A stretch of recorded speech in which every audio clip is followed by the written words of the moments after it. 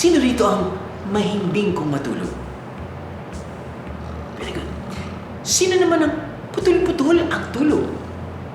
Ako mukhang madami ha.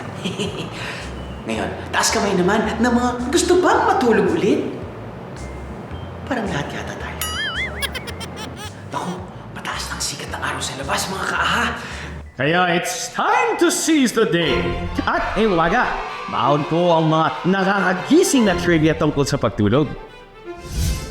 Kung saan makakasama pa natin ang nag-iisang David Licauco para magbahagi tungkol sa condition na sleep apnea. Ano, gising na ba kayo?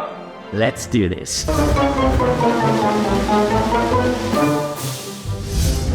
Bucket list number 1. Bakit nga ba humihilik ang iba tuwing natutulog? Nasubukan niyo na bang hindi makatulog dahil may kasama sa kwarto na naghihilik? O baka naman nagising na kayo ng sarili niyong hilik? Alam niyo bang ang ilang dahilan sa paghihilik ay pamamaga ng tonsils, pagiging overweight, pagkakaroon ng congestion tulad ng sipon, asthma, allergies, at pati na rin ang exposure to secondhand smoke. Pero minsan, pwede rin daw itong sign ng isa pang karamdaman, ang sleep apnea. Isa itong kondisyon na tumitigil ang paghinga ng hanggang 30 segundo habang natutulog.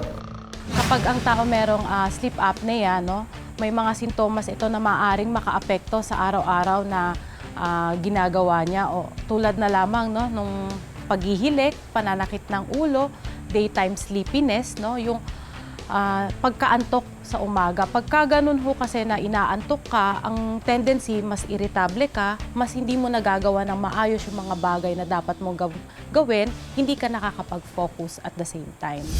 Ang pulang araw star na si David Licauco, naghirap sa kondisyong sleep apnea mula pa nung 17 years old pa siya. Sa umaga, talagang wala ako sa mood.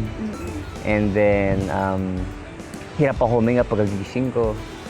So it takes a while for me talaga to warm up. Feeling ko hindi lang din naman sa trabaho na-affect eh. Also like, pakikitungo ko sa mga tao since bad mood nga ako sa umaga, even sa afternoon. So, ay, pasensya na kung medyo minsan mukha akong wala sa mood. Itong Abril, sumailalim si David sa isang procedure para gumaling ang kanyang sleep apnea. Ito ang radio frequency ablation o RFA. What they did was parang kinauterize nila yung other part of my nose kasi my nose has a blockage. So yung airway ko hindi siya nakakadaan. Kapag natulog ako, nag-close siya. 30 minutes lang daw tumagal ang procedure at naramdaman na kaagad ni David ang ginhawa kinaumagahan. I'm getting there. I'm getting better. I'm improving. Bukod sa RFA, kailangan din sumailalim ni David sa isa pang procedure para sa kanyang lalamunan para ma-achieve ang hayahay na sleep.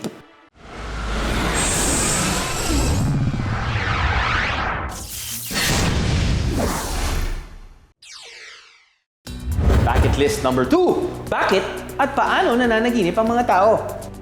Alam niyo bang may iba't ibang stages ang tulog natin? Una, ang drifting off stage na bumabagal ang paghinga, tibok ng puso, brainwaves, and eye movements. Dito rin nagre-relax ang muscles natin. Next stage, ang light sleep na patuloy naman babagal ang katawan, bababa ang ating temperature at titigil na ang eye movements. Deep sleep, ang next stage where the body repairs itself, builds tissue, bone, and muscles. At ang susunod na stage naman ay dream sleep o kilala rin bilang rapid eye movement o REM sleep.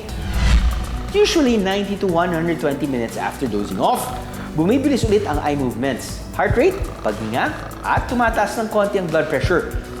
Dito na magiging active ulit ang brain. Dahilan para managinip tayo. Bucket list number 3. Hala, nahulog! Bakit para tayong nahuhulog kapag tulog? Hindi ba't nakakainis kapag nakukuha nyo na ang tulog nyo tapos bigla kayo parang mahuhulog sa bangin? Ang tawag dito ay hypnagogic jerks o hypnic jerks. At nangyayari ito when we shift from one sleep phase into another. Some researchers have said na this is a misinterpretation of our brain from that signals. So ang pinakamagandang example nila nito is yung when you are relaxing, when the muscles are relaxing at the same time, when you are on the state of falling asleep, na misinterpret ng brain mo yun as to falling from a tree. So ang nangyayari po niyan, nagkakaroon po ng startle response yung katawan natin. Hindi naman siya nakaka-alarma or nakakabahala, pero kapag po ito ay nakaka-apekto na sa atin, for example, it causes pain, it causes sleep interruption, mas maigi kung magpapakonsulta tayo sa doktor. Ang say ng mga eksperto, ang recommended sleep ay nakadepende sa age group ng isang tao. For ages 1 to 5, 10 to 14 hours of sleep ang kailangan. Kasama ng naps. Para naman sa mga 6 to 12 years old, 9 to 12 hours ang kailangan ng tulog. 8 to 10 hours naman para sa teenagers. At para sa mga 18 years old above, 7 hours or more ang recommended. Pero minsan, kahit naka 7 hours na tulog, parang bitin pa rin, no? Ang say ng mga eksperto, para makuha ang good night's sleep, may kailangan tayong i-develop ang sleep hygiene. Ang sleep hygiene, it is a behavioral practice, a lifestyle habit that helps us to have a consistent and uninterrupted sleep. Pag sinabi nating uninterrupted sleep, meron ka dapat 7 to 8 hours of sleep at night, no? In order for us to have focus in the morning, it is a habit, no? So hindi mo siya pwedeng gawin na isang araw lang. Kailangan consistently ginagawa mo siya, nagkakaroon ka ng consistent na tamang pagtulog. Minsan, hindi talaga maiiwasan na masakripisyo natin ang ating tulog. Pero paalala na ng eksperto, huwag itong dalas-dalasan. Contributory factor po siya sa iba't ibang sakit tulad na lang ng hypertension, heart diseases. Mas prone ka to have na less of focus o yung tinatawag nating mental fog or brain fog. It is had been clinically linked to mood disorders such as your depression and lack of motivation. Ang nakagigising na katotohanan, ang pagtulog ay ang ating kailangan.